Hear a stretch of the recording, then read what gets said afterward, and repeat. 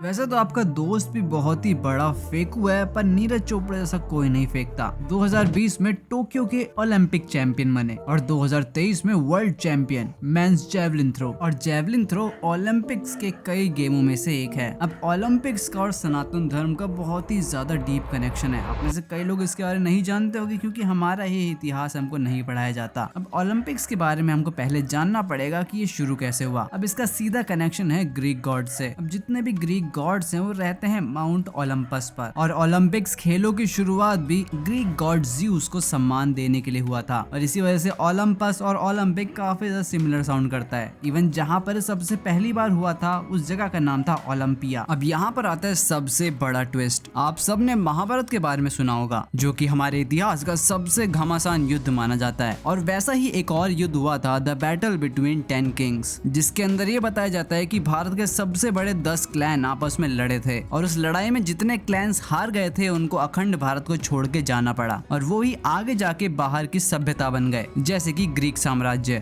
और अगर आप ग्रीक हिस्ट्री या फिर वहाँ के भगवानों को थोड़ा भी देखोगे तो वो बहुत ही ज्यादा इंस्पायर्ड लगते हैं हमारे भारत के भगवानों से। दोनों के सिविलाइजेशन में काफी सारी कहानियां भी सुनने को मिलेंगी जो कि बहुत ही ज्यादा सिमिलर है। अब जिन भगवान को सम्मानित करते हुए ओलंपिक्स को बनाया गया था वो थे ज़्यूस, जो कि ग्रीक गॉड हैं और बल्कि ग्रीक गॉड्स के राजा हैं। उनका वेपन है थंडर। और ऐसा भी देखा गया है कि दोनों देवताओं के अपने पिता के साथ बुरे संबंध थे। जिस तरह ग्रीक गॉड ज़्यूस ने अपने पिता क्रोनस को हराया था और एक शक्तिशाली लीडर बने थे, और ठीक उसी तरह भगवान इंद्र अपने पिता त्वष्टा के साथ संघर्ष में थे और उनसे जीतने के बाद ही वो देवताओं के राजा बन गए। और वैसे ही ज़्यूस और भगवान इंद्र के हथियार भी बहुत ही ज्यादा समान है। दोनों का प्रमुख वेपन थंडर से सिंबलाइज होता है। ऋग्वेद के अनुसार भगवान इंद्र ने वृत नामक ड्रैगन जैसे राक्षस से युद्ध करा था और उन्होंने अपने वज्र से वृत को मार डाला था। और ऐसी ही सेम कहानी आपको ज़्यूस के लिए भी मिलेगी, जहाँ पर उन्होंने टाइफोन नाम के एक बहुत ही ज्यादा शक्तिशाली मॉन्स्टर को हराया था और उसको ग्रीक संस्कृति का सबसे खतरनाक टाइटन माना जाता है। और ज़्यूस ने भी अपने वज्र के साथ ही, यानी कि अपने अस्त्र के साथ ही उस युद्ध को जीता था और उसे टार्टरस यानी नरक में डाल दिया था। और इस तरह से वो देवताओं के शासक बन गए। और इसके अलावा इंद्र और ज़्यूस दोनों ही अपने रूप को बदल सकते थे, यानी वो किसी का भी रूप धारण कर सकते थे।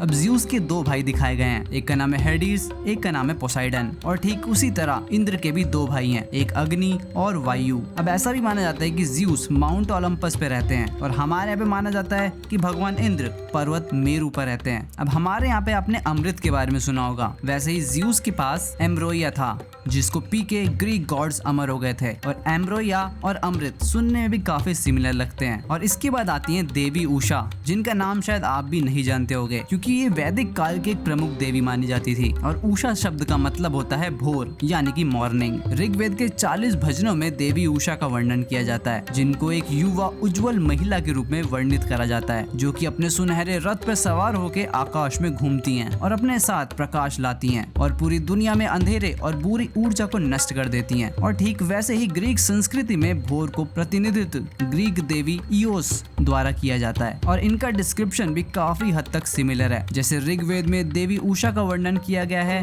देवी इयोस का वर्णन बहुत ही सिमिलर तरह से करा गया है। इवन अगर हम इनको साइड बाय साइड रख के देखोगे तो आपको समझ आ जाएगा कि ये बिल्कुल सेम है, क्योंकि उनको भी आकाश में एक रथ पे सवार होकर दिखाया जाता है और अपने भाई सूर्य देव होलियोस के आगमन का प्रतीक दिखाया गया है। अब चाहे इन दोनों देवियों का नाम देख लो, इनका जो मीनिंग है वो देख लो, इनकी संस्कृति के अनुसार बिल्कुल सिमिलर है। इवन ग्रीक की संस्कृति में आपको कंस भी देखने को मिलेंगे। अब कंस को कौन नहीं जानता। कंस बहुत ही क्रूर और शक्तिशाली शासक था जो लोगों पर अत्याचार करता था, लेकिन भविष्यवाणी के अनुसार कहा गया कि उनकी मृत्यु उन्हीं की बहन देवकी के 8वीं संतान के कारण होगी, जिससे कंस इतना ज्यादा भयभीत हो गया कि उसने अपनी बहन देवकी और उसके पति वासुदेव को कारागार में डाल दिया था और उनके 7 बच्चों का अंत कर डाला था। लेकिन किसी ने ठीक ही कहा है कि भाग्य को कोई नहीं डाल सकता, और वैसे ही वो भविष्यवाणी सही हुई और 8वें बालक ने कंस का अंत कर दिया, जिन्हें आज हम भगवान श्री कृष्ण के नाम से जानते हैं, जिन्होंने कंस का वध किया था। और ये कहानी हम सब अपने बचपन में सुनते आए हैं और इस कहानी का केवल एक ही नैतिक मूल्य है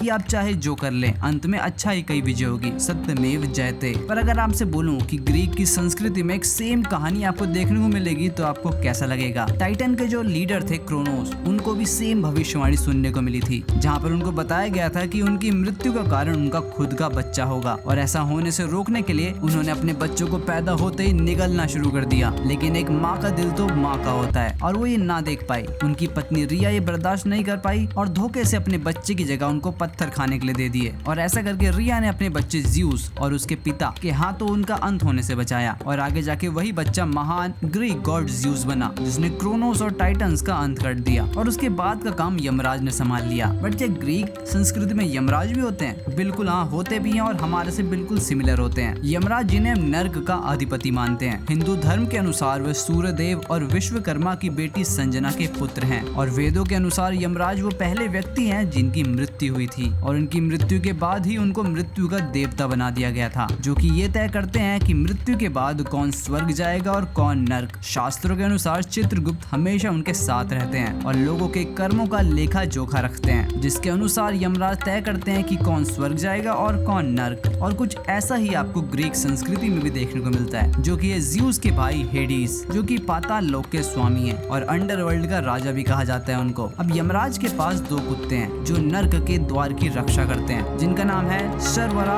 और श्याम। ठीक है, ऐसे ही ग्रीक संस्कृति में भी हेडिस के पास एक कुत्ता है और उसका नाम जरा गेस करो। उसका नाम है सर्वरस। सर्वरा और श्याम, ऐसा लगता है दोनों को अगर मिला दो तो कुछ ऐसा ही वर्ड साउंड करेगा। अब सिर्फ इतना ही नहीं, जब रोमन ने ग्रीक पर विजय प्राप्त की तो उन्होंने उनकी संस्कृति को भी अपना लिया। इसी वजह से रोमन संस्कृति में अगर देखोगे तो पाताल लोक को प्लूटो कहा जाता है और अगर आप हमारे हिंदू धर्म में आओगे तो प्लूटो ग्रह को हिंदी में यम ग्रह कहा जाता है। तो देखिए हमारा सनातन धर्म कितना महान है। जो भी इससे जुड़ता है हमेशा अपने आप से कुछ नया सीख के जाता है। आप में से कई लोगों ने एक्लीस के बारे में सुना होगा, पर जब मैं उनका वर्णन करूंगा और उसको अपने हिंदू धर्म के साथ जोड़ूंगा तो आपको समझ आ जाएगा कि उनका व्यक्तित्व महाभारत के कई सारे पात्रों को मिला के बनाया गया है। तो सबसे पहले एक्लीस का जन्म कैसे हुआ था? उनका जन्म एक राजा और एक समुद्री अप्सरा के साथ हुआ था और ये सेम है महाभारत के महान योद्धा पितामह भीष्म, जिनका जन्म राजा शांतनु और देवी माता गंगा से हुआ था। इवन एक्लीस का संबंध अर्जुन से भी है, क्योंकि एक्लीस भी अपने युद्ध से पहले काफी ज्यादा उनका मन विचलित था कि उनको ये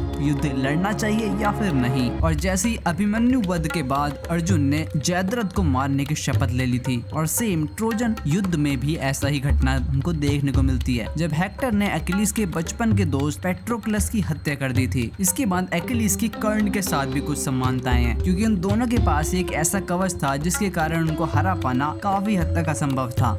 इवन दुर्योधन और एक्लीस में भी एक काफी अच्छी सिमिलैरिटी है। एक्लीस की माता ने उसको एक पानी में डुबोया था जिससे उसकी बॉडी बहुत ही ज्यादा पावरफुल हो गई थी और उसकी माँ ने उसको पैर से पकड़ा हुआ था, जिसकी वजह से उसका पैर पूरी तरह से पावरफुल नहीं हो पाया। और सेम ऐसा हुआ था दुर्योधन के साथ, जब उनकी माता ने कहा था कि तुम जाके नहा के आओ और मेरे सामने नग्न खड़े होना ताकि मैं तुमको देखूं और तुम्हारा शरीर पूरा वज्र का हो जाए। और वहीं पर श्री कृष्ण जी आ गए और दुर्योधन का मजाक उड़ाने लगे। तब उसने अपना प्राइवेट पार्ट को ढक लिया था, जिसकी वजह से वो वज्र का नहीं हो पाया और उसी कारण वो हार गए थे, क्योंकि भीम ने उनको वहीं पर मारा था। अब ये तो मैंने आपको कुछ ही ग्रीक गॉड्स के बारे में बताया जिनका संबंध हमारे इतिहास में दिया गया है। पर अगर इस वाली वीडियो पे अच्छा रिस्पॉन्स आया, अगर आप कमेंट करते हो पार्ट 2, तो मैं आगे ऐसी और भी वीडियोस लाऊंगा जहाँ पर ऐसे और भी ज्यादा डीप कनेक्शंस आपको देखने को मिलेंगे। और ये तो सिर्फ ग्रीक सिविलाइजेशन है। अगर मैं आपको इजिप्ट की बात करूँ, उसके बाद आपको अफ्रीका की बात करूँ, ऐसे कई सारे और भी आपको पार्ट्स देखने को मिल सकते हैं। अगर आप इंटरेस्टेड हो गए तो कमेंट करना और आपको मिल जाएगा।